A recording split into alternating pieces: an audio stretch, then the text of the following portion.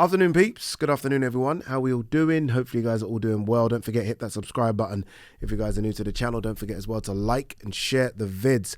Couple of fight cards this weekend to round out the year. Stateside, a very good fight in the lightweight division. Two kids putting their O on the line. Frank Martin versus Michael Rivera. Both of them have had good years, busy years as well. This will be their third fight, which is what we want to see, right? Prospects staying busy. And I guess the carrot being dangled in front of both of them is an opportunity to get in the mix with the other big lightweight names. Like when you think of the lightweight division, we always say the same names, right? Ryan Garcia, Devin Haney, Javante, Shakur now. One of these guys, I think sometime in 2023 is going to be in the mix there. Has to be in the mix. So good luck to both. Over here in the UK, we've got Dan Aziz versus Rocky Fielding.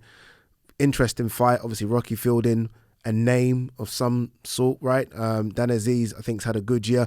Look, Dan Aziz, if he wins this, and I'm expecting him to win by knockout as well, he deserves an opportunity. Like Ben Shalom, Boxer, Sky Sports, they have to get him an opportunity. I feel like everyone in and around him's had it, right? Lyndon Arthur got the Yard fight. Yard's obviously now going to fight Peterbiev. Craig Richards got the Boatsi fight. Like he deserves something because he's a good fighter. He's a good fighter, and there are a number of good light heavyweights that he can fight. Not just over here, worldwide. So hopefully Ben Shalom and Boxer can get him something. I'm thinking this might be the last video we do for a few days. Obviously, I'm going away tomorrow. I will take the camera with me, obviously, and the mic. If something happens, we'll film. If not, we're going to chill out for a few days.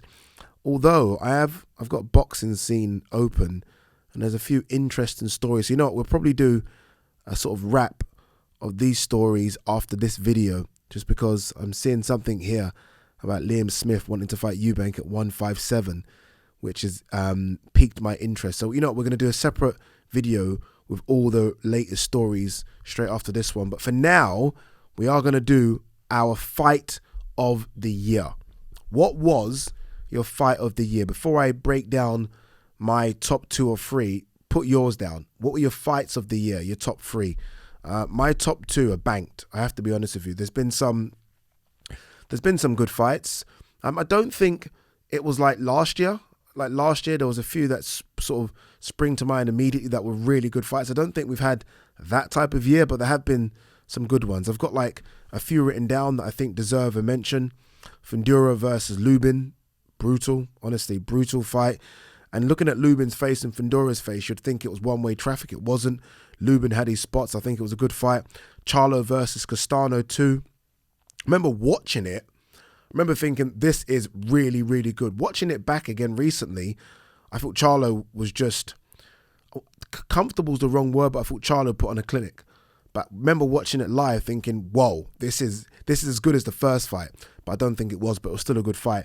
Shields versus Marshall was a really, really good fight. At any time, because of Marshall's power, you thought something could happen. Shields made it exciting. Shields decided to fight in the pocket, which made it entertaining. So I think that deserves a mention. JOYCE versus Joseph Parker. Brutal. Honestly, brutal. But you felt like after 4 or 5 rounds that this was only going to head one way, which is why it doesn't sort of make my top 2 or 3, because although it was a good fight, it started to turn into a beatdown towards the end. Spence Ugas, I thought, was a good fight as well. I think that's almost one that happened so early in the year. When was that? March, April, you almost forget about it. But it was actually a good fight. Remember, Ugas had his spots in that fight as well. So look, all of those deserve a mention, and I'm sure there's more as well. Look, I'm going to be accused of being a company man, and I do not mind on this occasion. My 2 fights of the year, and I'm going to decide which one was top in a minute as I speak, because I still have no idea, are Katie Taylor versus Amanda Serrano and Lee Wood versus Michael Conlan. Now, I could be being biased here because I was at both. So I obviously took in the atmosphere, all the build-up, behind-the-scenes stuff. I guess it all counts as my fight of the year because I was there, right? So it's easy to kind of sort of put them on a pedestal where I wasn't at Fundura Lubin. Do you know what I mean? So I wasn't ringside. I bet if I was ringside for that, I'd have been like, oh my God, this is carnage. But I wasn't. So I'm probably doing this the wrong way, but I'm picking 2 fights I was at because they were just insane. Both of them insane. I'll start with Lee Wood, Michael Conlan. I did the interviews with both of them in the lead up to the fight. I remember speaking to Michael Conlan. I remember thinking, this guy is as arrogant as Conor McGregor. Like, he better be able to deliver here. And Lee Wood a bit more relaxed. Maybe doesn't speak as well as Conlan. And I remember thinking, this is going to be carnage. This, honestly, like what they were both saying they were going to do, I was thinking, guys, you're talking a lot here. You better deliver. And when we got to the arena, obviously I get there a lot earlier than most fans would. But I remember getting there thinking, geez, quite a lot of fans here already. Bear in mind, not many people, sort of, especially with boxing. Boxing has this way where no one really turns up until the main event. But there are a lot of Irish fans there already. They're turned up. So Michael Conlan comes out first. He's coming out first. I think I've told you this story, but I've got to tell you it again. Just give you the reason as to why this is up there for me. So Michael Conlan comes out first and they separated, which rarely happens in boxing, where they separate the fans. So obviously what they've done, they've divided the Irish on one side and the Forest fans on the other. So the Forest fans are on my left and the Irish fans on my right, Forest fans on my left. So Michael Conlan's coming out first and the Irish go nuts. They lose the plot. Honestly, it's as loud as anything you can imagine. By the way, it was a sellout as well in there. So I don't know what the Nottingham Arena holds, but half of it is Irish and it's going crazy. And I'm thinking, geez, Lee Wood's going to get booed in his hometown. So I'm hearing the boos. So Lee Wood walks out and I hear the boos and I'm like, come on, Forest fans, fucking do something. Like, he can't be getting booed in his own backyard. It reminded me a bit of Frampton Quig, where Irish just descended upon Manchester and literally made it home. And I was thinking, surely this isn't going to happen to Lee Wood. So Lee Wood's walking out and I'm like, hello, Forest fans, are you going to do anything? In unison, they stand up. It's almost like they'd been waiting for, I don't know, something to kick in. In unison, they stand up. And I was like, oh my God, the fight's not even happened. Take my money now. It was the atmosphere before the fight started with those two sets of fans going off at each other was just insane. And I was thinking, okay, this is now all delivered. The press conference is delivered. My interviews with them have delivered. The ring walks have delivered. Will the fight deliver? You damn fucking right it will deliver. First round, Lee Wood down, bang. I'm like, oh. I'm literally like that. I'm like, in your hometown, first round, Forest fans silent, like doing penny drop on that side. Irish fans, nuts. And now you see Michael Conlan and Adam Booth, and they've almost got this swagger like, we told you, that there's levels to this. Lee Wood gets up. I thought he weren't going to get up. Gets up. The Nottingham Forest fans help him, right? They start making more noise. He gets up, and I'm like, here we go. I look at Tony Bellew, looks at me, and he knows we're about to see something special. Lee Wood's getting battered, though. Like, there's levels to this. And I'm like, okay, Lee, maybe you're just not that level. Maybe maybe the fight behind closed doors at fight camp was just a one-off. Maybe you're just not that guy. He's getting battered. But I'm watching Michael Conlan's gas tank empty. I'm seeing it happen. I'm seeing his feet start to slow down. I'm seeing Lee Wood start to close the distance and bang him to the body. But Michael Conlan's digging deep. He's getting off the ropes. He's spinning. He's boxing. It is literally going off in the ring. I'm like, this can't be, like, nothing beats this, does it? Like, surely nothing beats this. Round 12. No. Let's reverse a bit. Round 9. Lee Wood finally, I'm writing this down. Lee Wood finally hurts Michael Conlan. Bear in mind, for me, Michael Conlan's up a few rounds. Like, I know the judges' scorecards at the time had it close, but for me, Michael Conlan's up. Michael Conlan's winning this. Although the battery is starting to drop off, he's winning this fight. Lee Wood hurts him in the 9th. Lee Wood hurts him in the 10th. Drops him in the 11th. Now, Adam Booth and his team complained about that, saying he didn't get hit. It was a slip or something. No. He got hit. He goes back to the corner. All I'm doing is looking at Michael Conlan's corner thinking, this 12 round's going to be carnage because he looks fucked.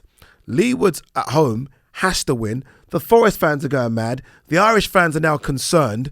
This 12th round is about to be something special. And oh my God, did it deliver. When you need to win on your home patch and a knockout is the only way you can win, you better get that knockout. Leigh Wood goes on the attack. There's about 1 minute 20 left. 1 minute 20. Michael Conlan just has to stay on his feet. He's won the fight. Leigh Wood knocks him out and sends him through the ropes. I'm sorry. Delivered. And I felt sorry for Leigh Wood. Couldn't celebrate because Michael Conlan's been knocked out. He's out there. He's on the floor. Everyone's concerned about his health. So Leigh Wood couldn't really celebrate. Leigh Wood couldn't really celebrate getting dropped in the first, getting bashed up for 7 rounds, and the Forest fans giving him this extra bit of energy, and for him to get the knockout in the final round, a minute left on the clock. That was good. That was very, very good. But it wasn't as good as Amanda Serrano, Katie Taylor. It just wasn't. Now, Amanda Serrano, Katie Taylor, don't get me wrong, didn't have knockouts. There were no knockdowns. But boy, oh boy, did these ladies deliver. Did these ladies deliver? Like, MSG, we know how special MSG is, right? The Mecca. And again, you're going there, and this is funny because Ak and Barack, you guys know Ak, the Zone Boxing show. Now, the Puerto Ricans got in there early, respectably early. And Ak was like, obviously, look, this is their hometown. The Puerto Ricans have had so many good fights over there. Tito Trinidad, Miguel Cotto, right? They know how this is their home patch. Ak didn't understand about the Irish, didn't get it. I kind of told him, he's like, oh, the Puerto Ricans are going to drown out the Irish. I was like, bro, I don't think you understand the Irish. They're not here now because they're in the pub. Once they get out of the pub, they'll turn up. Katie Taylor does her ring walk. Surreal wing walk. Surreal. Amanda goes first. It's nice. It's smiley. It's, it's all that to the crowd. It's beautiful. Katie Taylor does her ring walk. By the way, Katie Taylor is, when the switch turns on, forget it. I've gone backstage and she's very prayerful. There is no music. It's just pray, and they pray. It's very. As soon as she does her ring walk, she turns into a fucking gladiator, and she's walking out, and she's actually wearing sort of gladiatorial looking clothes, isn't she? She's dressed like a gladiator. I'm shitting myself for her, if I'm honest with you, because Amanda. Everyone's been talking to me about Amanda's punch power. Amanda's looking loose. Amanda's looking comfortable. I thought Katie looked a bit nervous. No feel out rounds. Sometimes in fights, the first rounds I feel it round. No, these girls go at it immediately. And I'm like, whoa, what are they doing?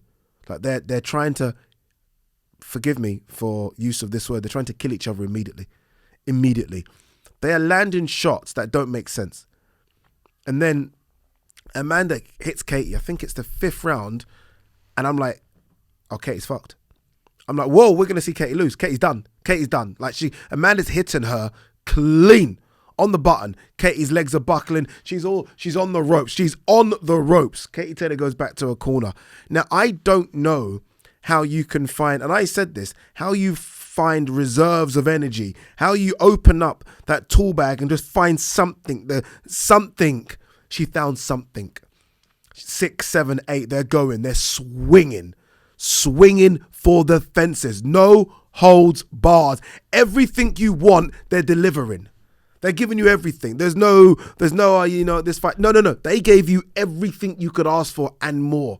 To the final bell, these ladies were punching holes in each other.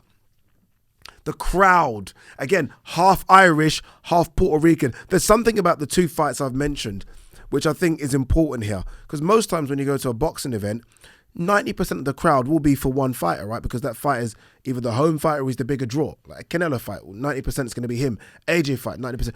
This was 50-50 down the line, which is why I'm not against, I'll go there, but as much as they're talking about Katie Taylor fighting at Croke Park, that's 99% in her favour. I want MSG because it's split down the middle.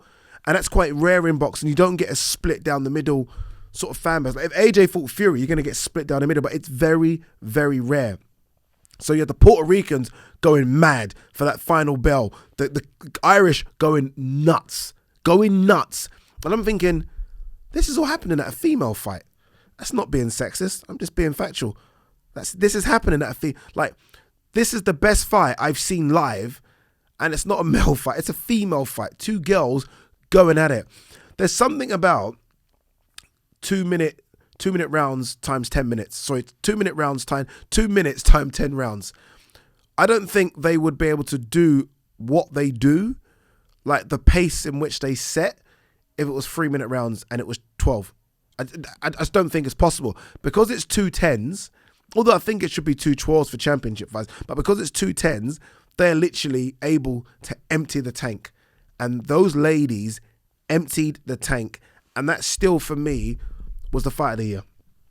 It was the fight of the year. It really was. Conlan Wood is a very, very close second. But Katie Taylor-Serrano, you're promised so much and you deliver. Like you promised everything. Both ladies, Eddie Hearn, Jake Paul, everyone's just promising so much, and you're thinking, you've over-promised us. Like, stop it. Stop saying this is going to happen because we're going to be let down because we're not going to get it all. We got everything. We got everything. Man, people were on their feet, sorry, clapping. Like, this is incredible, honestly. And it would have been fitting for it to be a draw. In the end, obviously, Katie got it, and we wait to see if the rematch will happen. But that there was incredible. And that, quite comfortably, is my fight of the year. Peace and love.